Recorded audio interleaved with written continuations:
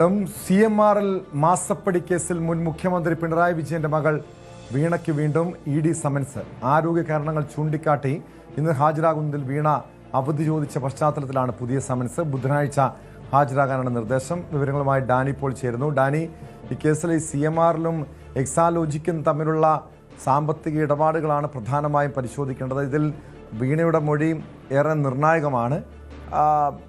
വീണയ്ക്ക് ഈ ബുധനാഴ്ച ഹാജരാകാൻ നിർദ്ദേശമുണ്ട്. മറ്റുള്ളവർ, അതായത് CMRL അധികൃതരടക്കം നിരവധി മറ്റ് ഈ കേസിലെ കക്ഷികൾക്കൊക്കെ നിർദ്ദേശം നേരത്തെ നൽകിയിരുന്നല്ലോ, ഈ സമൻസ് അയച്ചിരുന്നല്ലോ. അവരുടെ ചോദ്യം ചെയ്യലും മറ്റു നടപടികളൊക്കെ എങ്ങനെയാണ്?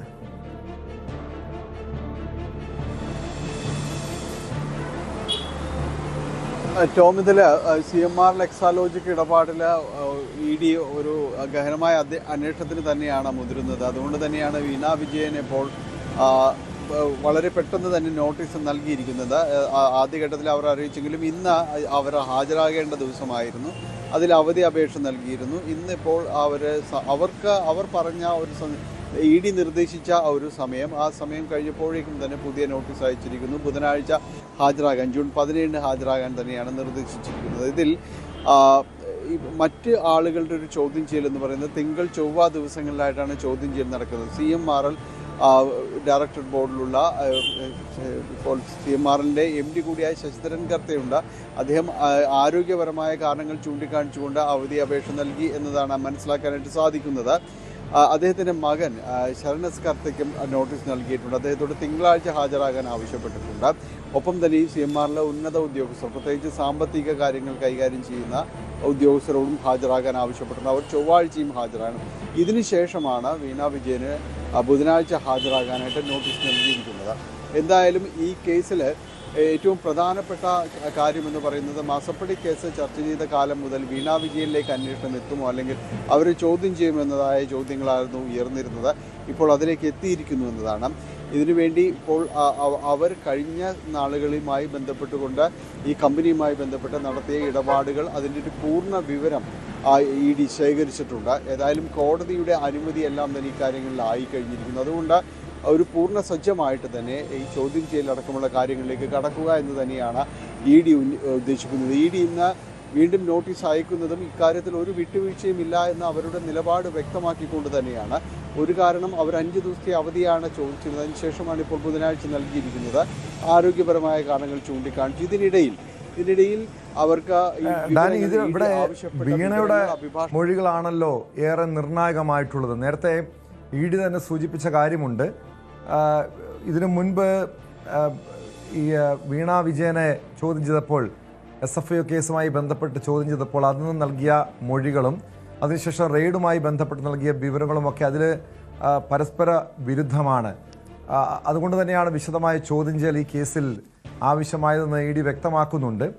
പ്രത്യേകിച്ചും വീണയുടെ ചോദ്യം ചെയ്യലിന് ശേഷം, അതിനു മുൻപ് ഈ CMRൽ നിന്നും വിശദമായ വിവരങ്ങൾ തേടുമോ, അതോ വീണയെ ബുധനാഴ്ച ചോദ്യം ചെയ്യും, അതിനുശേഷം മാത്രമായിരിക്കുമോ CMRലിൻ്റെ അധികൃതരിലേക്ക് അന്വേഷണം കടക്കുകയുള്ളൂ, അല്ലെങ്കിൽ ചോദ്യം ചെയ്യൽ നീങ്ങുകയുള്ളൂ?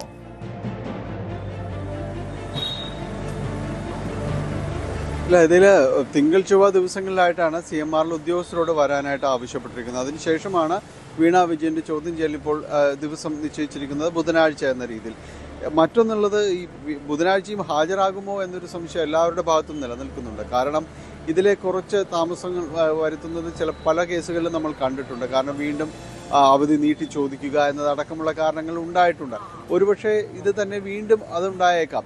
ഒരു 3 നോട്ടീസ് 4 നോട്ടീസ് കഴിഞ്ഞതിന് ശേഷമായിരിക്കും ഒരുപക്ഷെ ED അത് വീണ്ടും കോടതി വഴിയെല്ലാം തന്നെ അത്തരം കാര്യങ്ങൾ നീങ്ങാറുണ്ട്. അപ്പോൾ ഇതിൽ ആ രീതിയിലേക്ക്, ആ ഒരു ഘട്ടത്തിലേക്ക് കടക്കുമോ എന്നതെല്ലാം തന്നെയാണ് ഇവർ നോക്കുന്നത്. രണ്ടാമത്തെ നോട്ടീസിനും ഇനിയും അവധി അപേക്ഷയുമായിട്ട് EDക്ക് മുന്നിൽ എത്തുമോ എന്ന സാഹചര്യമാണ് പരിശോധിക്കപ്പെടേണ്ടത്. എന്തായാലും തിങ്കൾ ചൊവ്വ ദിവസങ്ങളിലായിട്ട് CMRL ഉദ്യോഗസ്ഥരുടെ ചോദ്യം ചെയ്യലടക്കം നടക്കും. ഇതിനുശേഷമാണ് വീണയോട് ഹാജരാകാനായിട്ട് ആവശ്യപ്പെട്ടിരിക്കുന്നത്. അപ്പോൾ വീണ അന്വേഷണ സംഘത്തിന് മുന്നിലേക്ക് എത്തുമ്പോൾ തീർച്ചയായും ഈ ചോദ്യം ചെയ്തതിൽ അതിൽ ക്രോഡീകരിക്കപ്പെട്ട വസ്തുതകളും കാര്യങ്ങളും എല്ലാം തന്നെയുണ്ടാകും.